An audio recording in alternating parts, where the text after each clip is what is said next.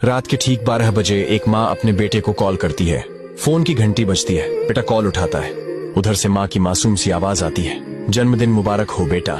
उसकी आवाज में खुशी थी, दिल में प्यार भरा था और आंखों में नमी थी, क्योंकि आज उसका लाल 25 साल का हो गया था। माँ पिछले 1 महीने से इस दिन का इंतजार कर रही थी। उसने अपने हाथों से केक बनाया था। बस एक छोटी सी ख्वाहिश थी कि अपने बेटे को सबसे पहले जन्मदिन की बधाई दे। पर बेटे को नींद खराब होने का गम था।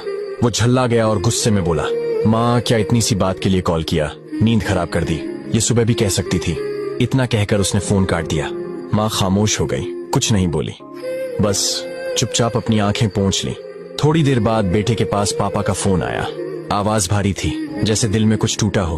उन्होंने कहा, बेटा मैंने इसलिए फोन किया है क्योंकि तेरी माँ पागल है। हाँ सच में पागल है।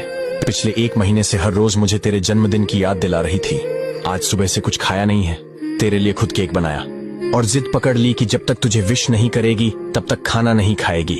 अब तू ही बता बेटा, इसे पागलपन नहीं कहेंगे तो क्या कहेंगे।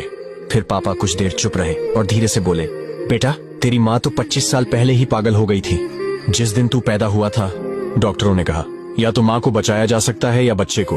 तेरी माँ ने एक पल भी नहीं सोचा, बस कहा बच्चे को बचा लो, मुझे कुछ हो भी जाए तो चलेगा। उसने मुझे कस्में देकर उस फॉर्म पर साइन करवाए जिसमें लिखा था अगर माँ को कुछ होता है तो डॉक्टर जिम्मेदार नहीं होंगे। अब सोच बेटा, जो औरत तुझे देखे बिना तेरे लिए मरने को तैयार हो गई, क्या उसे हम पागल नहीं कहेंगे। वो आज भी तुझसे उतना ही प्यार करती है जितना उस दिन किया था, पर तूने उसे झिड़क दिया बस एक कॉल के लिए, एक जन्मदिन की मुबारकबाद के लिए। इतना कहकर पापा ने फोन रख दिया। बेटा कुछ पल तक खामोश बैठा रहा, फिर उसकी आंखों से आंसू गिरने लगे। उसे एहसास हुआ कि वो जो कर रहा था वो सिर्फ गलती नहीं थी, वो एक गुनाह था।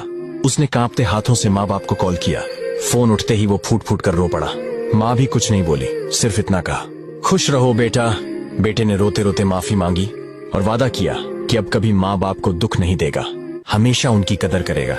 अगर ये छोटी सी कहानी आपके दिल तक पहुंची है और आपके अंदर कहीं माँ बाप की याद जगा गई है तो आज ही उनसे लिपट जाओ, या कम से कम एक फोन करके कह दो आप मेरी दुनिया हो। और इस कहानी को शेयर जरूर करें ताकि और लोग भी माँ बाप की कदर करना सीखें। ऐसी ही दिल छूने वाली कहानियां सुनने के लिए